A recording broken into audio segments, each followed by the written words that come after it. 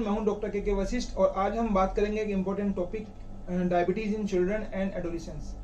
Diabetes of children की बात करें, एक रेयर कंडीशंस होती हैं और ये इसमें दो तरह की टाइप्स आती हैं। एक आता आपका मोनोजेनिक डायबिटीज और दूसरा आता है आपका टाइप 1 डायबिटीज। अगर हम बात करते हैं मोनोजेनिक डायबिटीज की, ये एक रेयर कंडीशन होती है जिसमें आपका सिंगल जीन में म्यूटेशन होता है, उसकी वजह से मोनोजेनिक डायबिटीज आपका होता है। इसके अंदर दो फॉर्म्स आती हैं, एक आता है आपका maturity onset of diabetes of young और दूसरा आता है आपका न्यूनेटल डायबिटीज। तो ये मोनोजेनिक डायबिटीज के अंदर आता है। और बात करते हैं टाइप 1 डायबिटीज की। टाइप 1 डायबिटीज आपका मल्टीपल जीन म्यूटेशन की वजह से होता है। तो ये बात ध्यान रखना, आपका जो मोनोजेनिक डायबिटीज है वो आपका सिंगल जीन म्यूटेशन की वजह से होता है, और जो आपका टाइप 1 डायबिटीज है जो चिल्ड्रन में पाया जाता है वो आपका मल्टीपल जीन म्यूटेशन की वजह से होता है। ये टोटल डायबिटीज का 2 से 5% पार्ट बनाते हैं। मोस्टली ये यंग पीपल को अफेक्ट करते हैं जिनकी एज 25 साल से कम होती है। अब बात करते हैं इन दोनों ही डायबिटीज में मोस्टली आपका इंसुलिन की डिफिशियंसी मोस्टली हो जाती है, आपकी बॉडी में इंसुलिन नहीं बनता है, जिसकी वजह से आपका मोनोजेनिक डायबिटीज या जो टाइप 1 डायबिटीज है वो हो जाता है। इंसुलिन एक हार्मोन होता है जो आपका बीटा सेल्स जो पैनक्रियाज में पाई जाती है वहां से रिलीज होता है। इन डायबिटीज में आपकी बीटा सेल्स डिस्ट्रॉय हो जाती हैं, जिसकी वजह से इंसुलिन प्रॉपर आपकी बॉडी में नहीं बन पाता है और आपको शुगर लेवल अनकंट्रोल होने लगता है। अब कैसे आप जानेंगे कि आपके बच्चों को डायबिटीज है या मतलब कि कैसे आप उसको मतलब कि जानेंगे? मेनली क्लिनिकली बेसिस पे होता है, पेशेंट के सिम्टम्स के आधार पर ही पहले आप इसको डायग्नोस करोगे।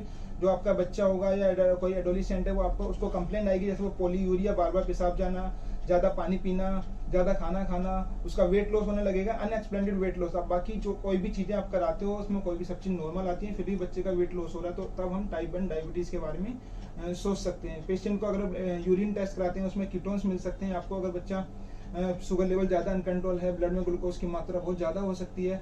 और जो क्राइटेरिया हम एडल्ट में यूज करते हैं डायबिटीज को डायग्नोस करने के लिए, वही क्राइटेरिया लगभग बच्चों में भी यूज होता है। जैसे कि आपका फास्टिंग ब्लड शुगर 126 से ज्यादा आ रहा है और आपका खाने के बाद का आपका 200 से ज्यादा आता है, HbA1c आपका मोर देन 6.5% आता है। तो ये क्राइटेरिया भी हम इसमें यूज करते हैं डायग्नोस करने के लिए।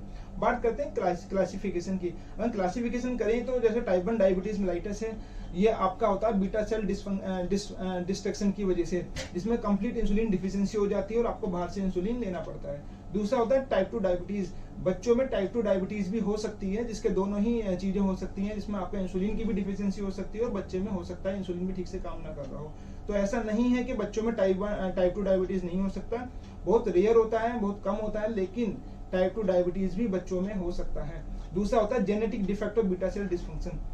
बीटा सेल का जो फंक्शन है वो ठीक से काम नहीं कर सकता, जिसमें जेनेटिक डिफेक्ट आ जाता है। जैसे मैंने बताया था मोडी यानी कि maturity onset diabetes of young, इसमें टोटल 14 टाइप्स होते हैं और ये आपका जो 25 साल के आसपास के बच्चे होते हैं, एडोलेसेंट्स होते हैं, मोस्टली उसमें पाया जाता है। तो ये होता है आपका जेनेटिक डिफेक्ट की वजह से, बीटा सेल डिसफंक्शन की वजह से।